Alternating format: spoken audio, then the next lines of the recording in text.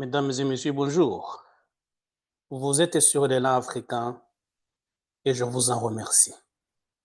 Bienvenue dans cette nouvelle édition d'Afrique Hebdo et rendez-vous hebdomadaire retraçant les grandes lignes de l'actualité africaine.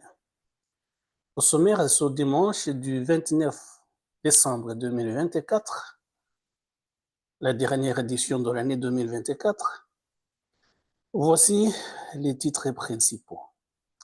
Au Mozambique, l'opposition ne désarme pas après la confirmation de la victoire du Frélimo et du président Chapo par le Conseil constitutionnel. Les manifestations se poursuivent et les habitants craignent pour leur sécurité. Les Tchadiens ont voté ce dimanche pour les élections législatives et régionales, des échéances censées mettre fin à 3 ans de régime de transition. Au Sénégal, le pays réaffirme sa volonté de fermer les bases militaires françaises dans le pays lors de son discours de politique générale devant l'Assemblée nationale. Le Premier ministre Ousmane Sonko l'a confirmé sans toutefois donner de calendrier précis. Bienvenue encore.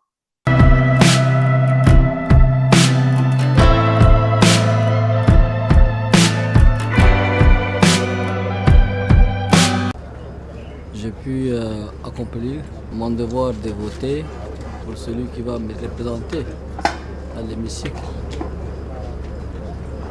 Et celle ou ceux en qui je place ma confiance pour la gestion de la ville de Djamena.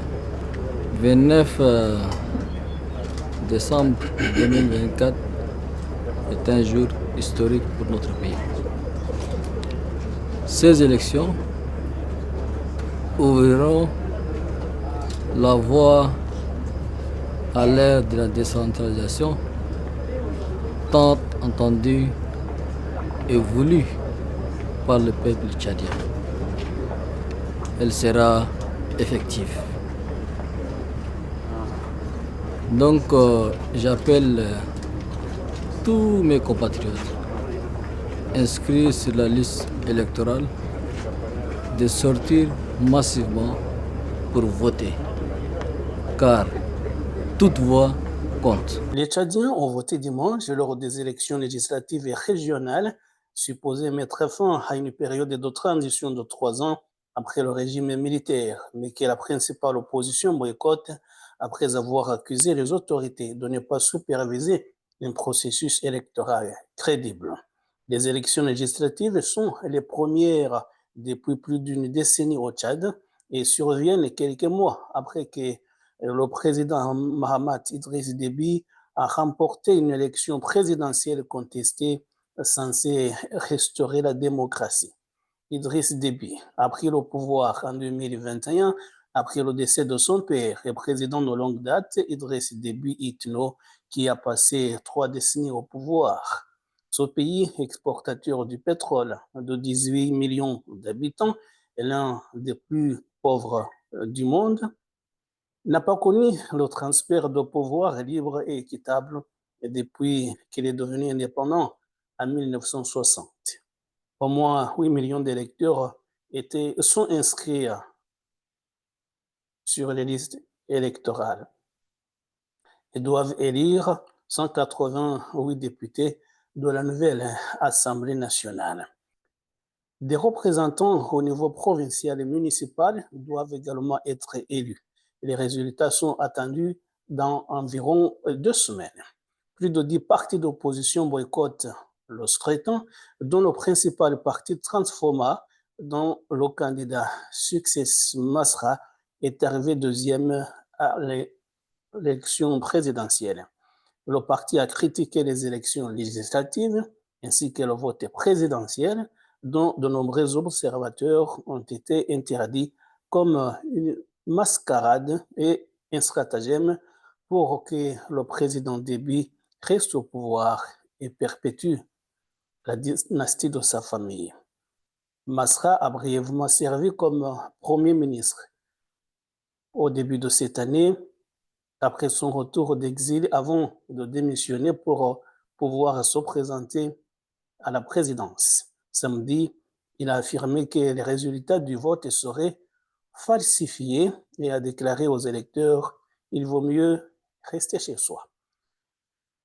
Le groupe d'opposition de coopération des acteurs politiques, qui a également appelé au boycott des élections, continue de contester la victoire d'Idriss Déby à la présidentielle.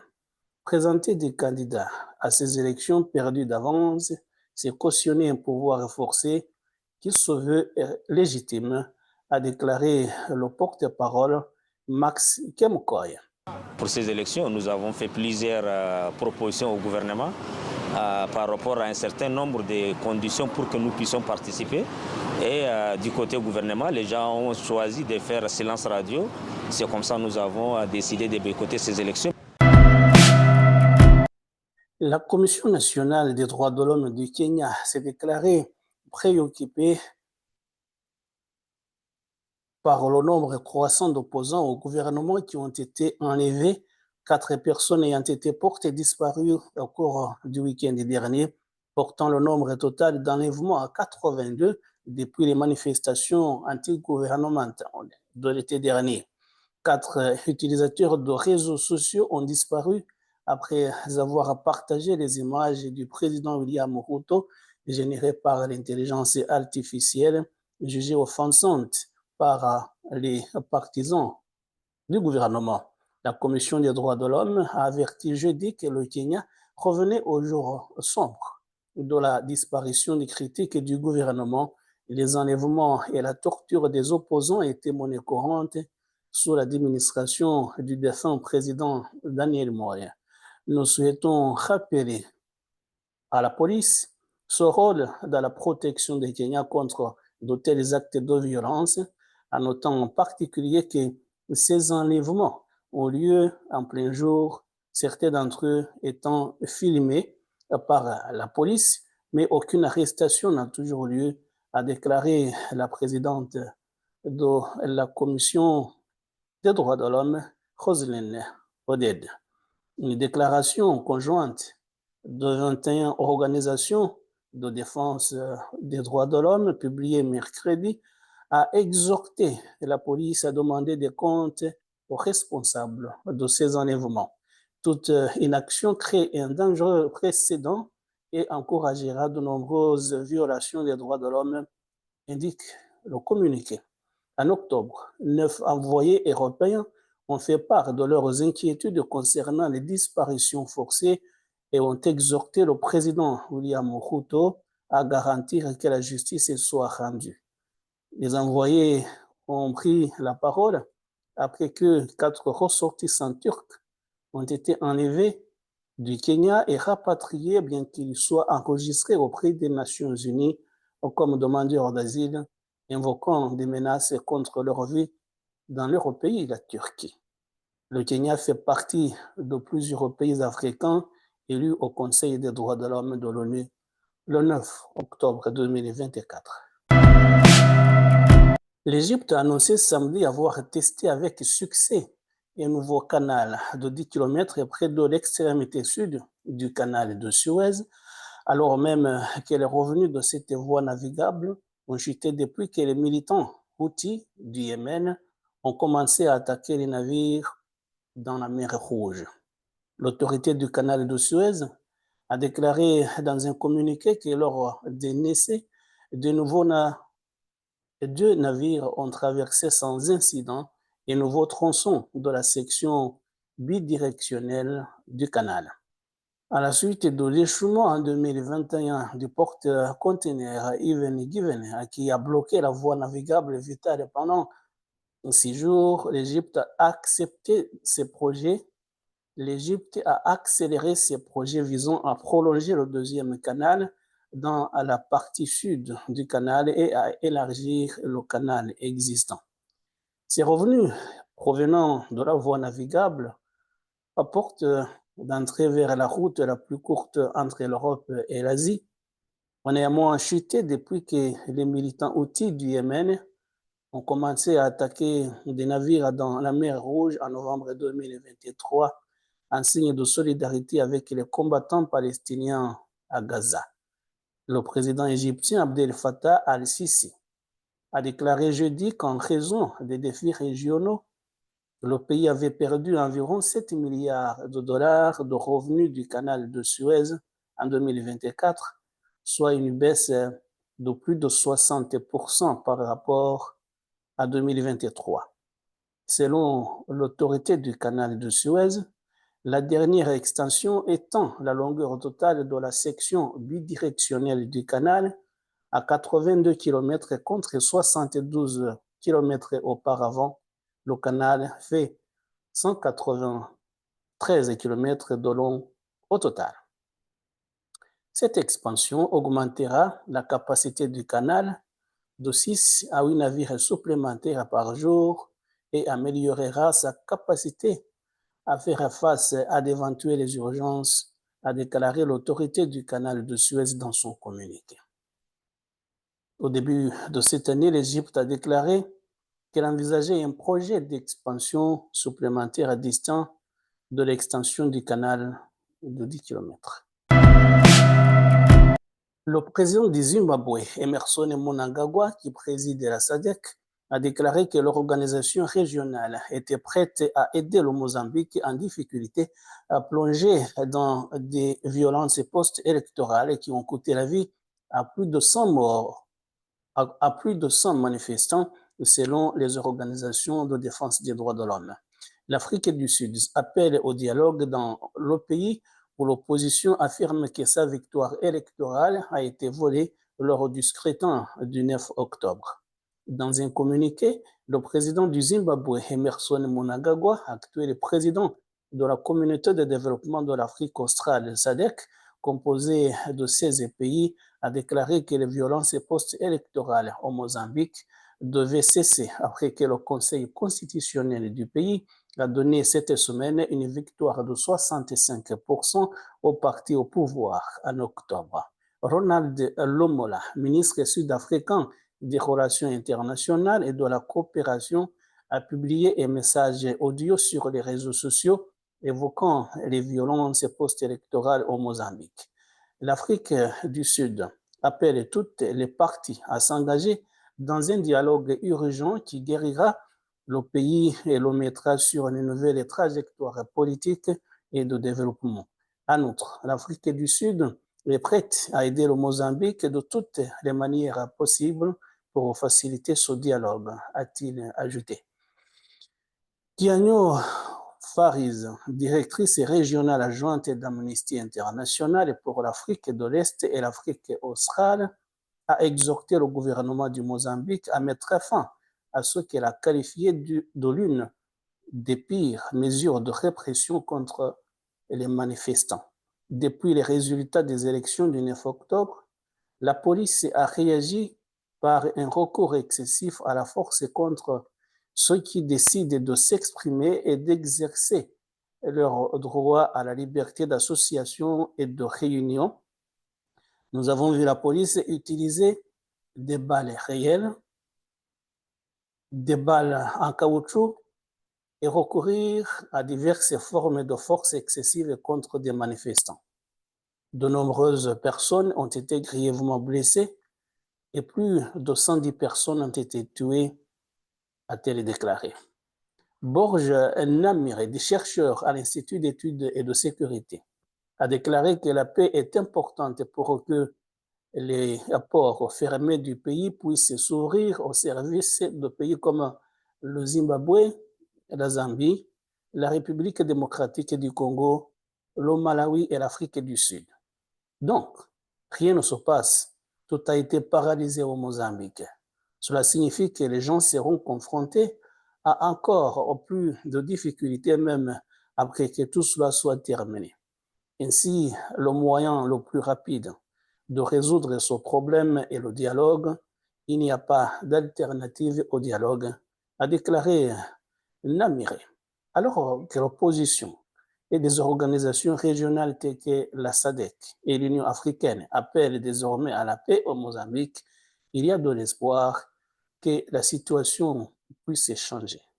C'est dans ce contexte qu'une meute dans une prison à Maputo, la capitale du pays, a fait 33 morts et 15 blessés, selon le commandant général de la police du pays, Bernardino Rafael. Environ 1534 personnes se sont évadées de la prison lors de l'incident, mais 150 d'entre elles ont désormais été reprises, a indiqué Rafael. Le Mozambique, alors que Rafael accuse les manifestants à l'extérieur de la prison d'avoir encouragé les émeutes, la ministre de la Justice, Elena Kida, a déclaré à la chaîne privée locale Miramar TV que les troubles avaient commencé à l'intérieur de la prison et n'avaient rien à voir avec les manifestations à l'extérieur. Les affrontements qui ont suivi ont fait 33 morts et 15 blessés à proximité de la prison, a déclaré le chef de la police lors d'un point de presse. As circunstâncias que se deram na invasão foi que cerca das 13 horas de hoje, grupo de manifestantes subversivos aproximaram nas imediações daquele estabelecimento prisional, fazendo barulho às suas manifestações, exigindo que pudessem retirar os presos ali que se encontram. Au Sénégal, la déclaration de politique générale du Premier ministre devant les députés s'est articulée autour de ruptures stratégiques et d'axes majeurs visant le développement économique et social du pays. Le Premier ministre a également annoncé l'abrogation de la récente loi d'amnistie adoptée sous l'ancien président Macky Sall, ainsi que la fermeture des bases militaires étrangères présentes sur le territoire sénégalais. Le Sénégal adopte ainsi une nouvelle vision souveraine, misant sur le plan économique, sur une croissance endogène et inclusive, soutenue par des mécanismes innovants pour mobiliser les ressources. Le Sénégal est déterminé à jouer un rôle accru en Afrique et sur la scène internationale. Fidèle à notre tradition de havre de paix, nous œuvrerons à renforcer notre intégration régionale au sein de l'Afrique de l'Ouest et à promouvoir une coopération plus étroite avec nos partenaires africains. Conformément aux instructions du chef de l'État, le Sénégal ratifiera le protocole de Malabo de 2014 qui vise à ériger le Parlement panafricain en une institution législative et pas à part entière. Dans la même foulée, nous passerons en revue tous les traités et protocoles régionaux afin de nous mettre à jour pour ce qui concerne la ratification, leur incorporation dans notre droit interne et leur mise en œuvre.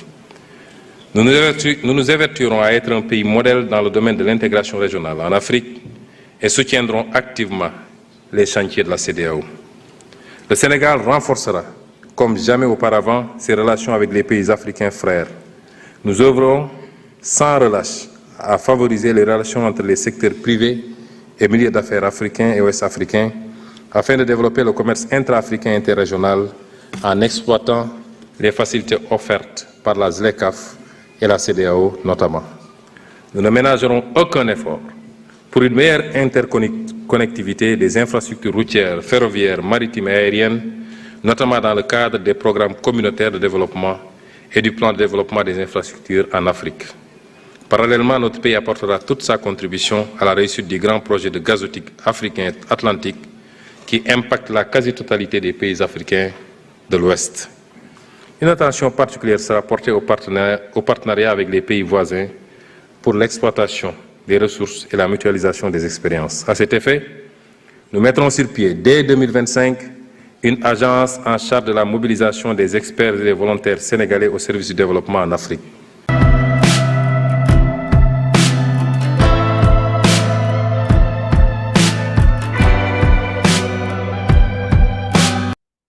Mesdames et messieurs, c'est ici que nous mettons fin à l'édition d'Afrique Hebdo de ce dimanche 29 décembre 2024. En voici les titres principaux.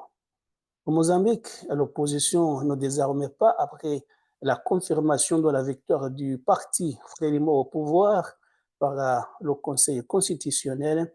Les manifestations continuent et les habitants craignent pour leur sécurité.